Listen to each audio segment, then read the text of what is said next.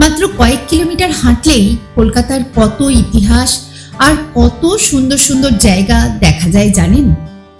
আজ রবীন্দ্র সদন থেকে শুরু করে আলিপুর জেল মিউজিয়াম পর্যন্ত পুরো পথটাই হাঁটব আর পরিচিত হব দারুণ সব ইতিহাসের সাথে। তাহলে চলুন শুরু করা যাক আজকের যাত্রা। ভিডিওটি শেষ পর্যন্ত দেখতে থাকুন, স্কিপ করবেন না। গাড়ি ছাড়াই কি কলকাতার সবচেয়ে ঐতিহাসিক আর সবুজ এলাকাগুলো একদিনে ঘুরে দেখা যায়? আজ আমরা হাঁটব এমন এক পথে যেখানে রয়েছে ভারতের বৃহত্তম লাইব্রেরি, রহস্যে ঘেরা একটি ঐতিহাসিক বাড়ি, সবুজে মোড়া উদ্যান আর স্বাধীনতা সংগ্রামের স্মৃতি বিজড়িত গুরুত্বপূর্ণ এক স্থান।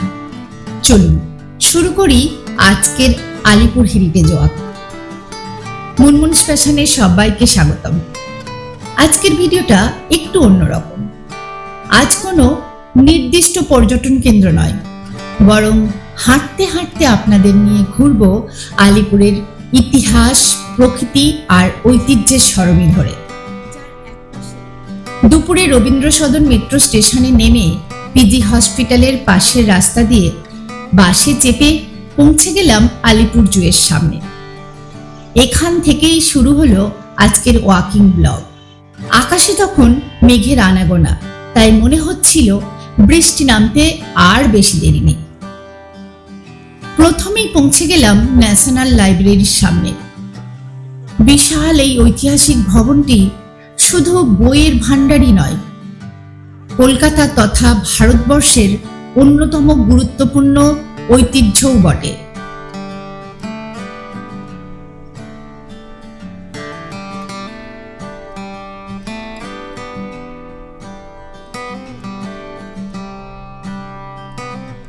চারপাশে শান্ত পরিবেশ, বড় বড় গাছ আর পুরনো স্থাপত্য, সব মিলিয়ে এই স্থানের আলাদা একটা মাহাত্ম্য রয়েছে।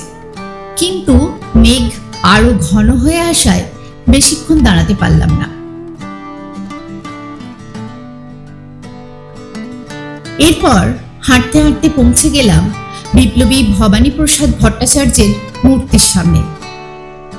1934 সালের 8ই মে বিপ্লবী ভবানী প্রসাদ ভট্টাচার্য দার্জিলিংয়ে তৎকালীন রাজ্যপাল জন অ্যান্ডারসনকে গুলি করার চেষ্টা করেন। তারপর উনি গ্রেপ্তার হন আর 1935 সালে ভবানী প্রসাদ ভট্টাচার্যের ফাঁসি হয়। স্বাধীনতার পর 1969 সালের 12ই সেপ্টেম্বর ভবানী প্রসাদ ভট্টাচার্যের নামে নামকরণ করা হয় ভবানী ভবন, যেটি এখন পশ্চিমবঙ্গ সরকারের রাজ্য পুলিশের সদর দপ্তর। এতটা হাঁটার পর একটু জিরিয়ে নিলাম। ছোট্ট এই বিরতির পর আবার রওনা দিলাম। এরপর সামনে এলো হেস্টিংস হাউস। এই জায়গাটিকে ঘিরে রয়েছে নানা রহস্য আর অসংখ্য গল্প।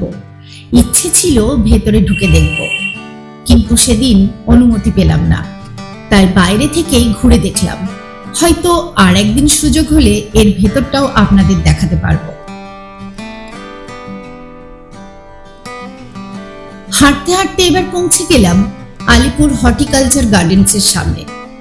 চারপাশে সবুজ পরিবেশ আর নিরিবিলি রাস্তা আলিপুরকে যে কলকাতার অন্য অনেক জায়গার থেকে আলাদা করে তুলেছে সেটা বেশ বুঝতে পারলাম।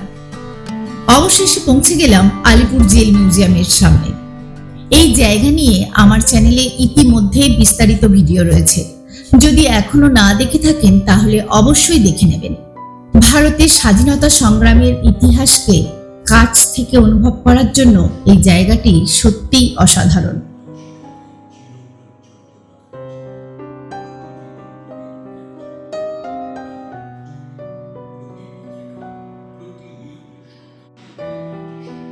ভিডিওটি যদি ভালো লেগে থাকে তাহলে একটি লাইক দিন আর কমেন্ট করে জানান কলকাতার আর কোন কোন জায়গার এমন ওয়াকিং ব্লগ আপনারা দেখতে চান।